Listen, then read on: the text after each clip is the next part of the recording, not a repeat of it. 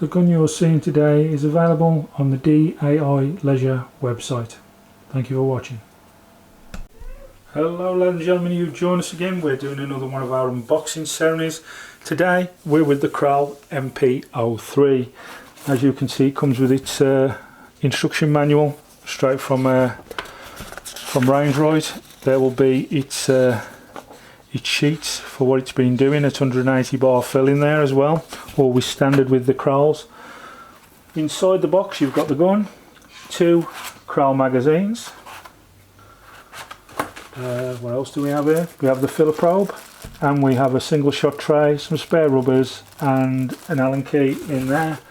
And then of course, if we slide that out, we have the gun. Now, we love the NP02. We're just hoping now that this NP03 can give us just as much joy and make us want to give this a great big shout out, because the NP02 I think is a fantastic gun for the money. This at the moment is on offer down at DAI Leisure. Look at the website and see whether you can get you one while you can, but they're nearly all sold out now, I believe. But an NP03 is one that I've wanted to review for quite some time now, and I'm glad I've got one. Okay, we've got the gun on the table. First things you notice straight away with this gun, on the NP02 the cocking lever is on the left, on the 03 it's on the right hand side. It's probably better for some people. They would prefer a right hand side cocking lever. You can tell straight away we have adjustable rear end. You can take it in or out to your personal preference. Obviously the cheek piece as well, all adjustable by pressing the buttons and raising. If I can just, yeah, it's coming up there, look, as you can see. One notch at a time, just level it up to exactly where you want it. Nice again, a little bit of adjustment. The rear end obviously is solid rubber. You don't need to adjust that because you've got that in the movement of the clip there. Underneath the gun, got a nice picture rail to put a bipod, and it looks as though you have the choice of both fittings on the top rail there. There's 11mm and there's also, it looks like a Picatinny fitting there, I think.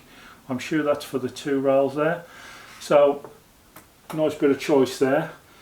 Your safety is on the right hand side just behind the cocking lever. I'll just turn that over so you can see it, and it's just there. So yeah, everything is all nicely in motion where you need it. You have a power adjuster. This is a sub 12 foot-pound just there. Obviously you can see what you're doing on this side. It's marked up clearly there. The standard NP02 had quite a bark. I'm guessing this will too. I have bought a silencer for this to make sure that we take that bark away. The one thing that this hasn't got, probably as good as the standard NP02, is how much air it can hold. Well, I'm guessing, let's have a look at this. It's a 200 bar fill and the capacity is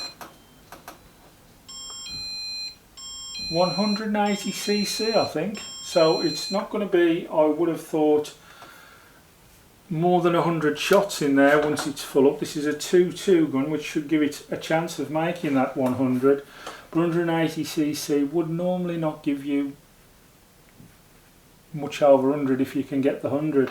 We'll try and keep an eye on that when we're shooting it later on and we're testing it. But yeah, it's a smaller tank. I mean, bearing in mind this is 180cc, I think with the 2 tanks on the Kral NP02 you get around 530cc, I think. Nice ergonomic grip, feels really nicely shaped to the hand.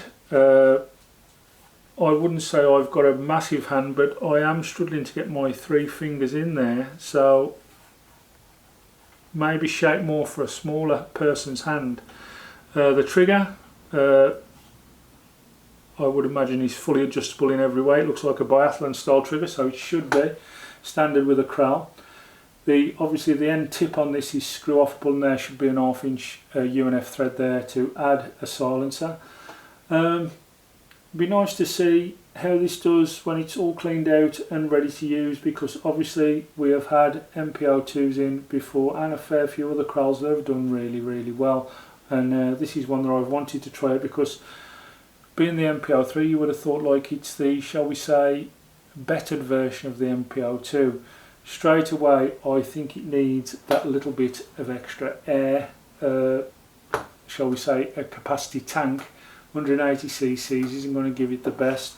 I'm just making sure that this here wasn't still part of the tank, and I don't think it is. I just think that's the adjustment pole for the rear end. So yeah, 180cc tank probably won't give us a lot, but we'll try our best with it. I read somewhere that you can take the bottom off here, and I think you can if you press that in. I think the bottom comes away and you can store your spare magazine in there if I remember right. I'm sure this was the gun that could do that. Don't quote me on that, but I'm sure you can press the two sides in at the bottom comes out and you can put your spare mag in there. So again, nice idea if that is exactly how that works. There's nothing really more I can add about the gun until I get it up, get it running and get it set to fire. I've not even barrel cleaned this yet. It's come straight out the box of you've seen it straight from DAI.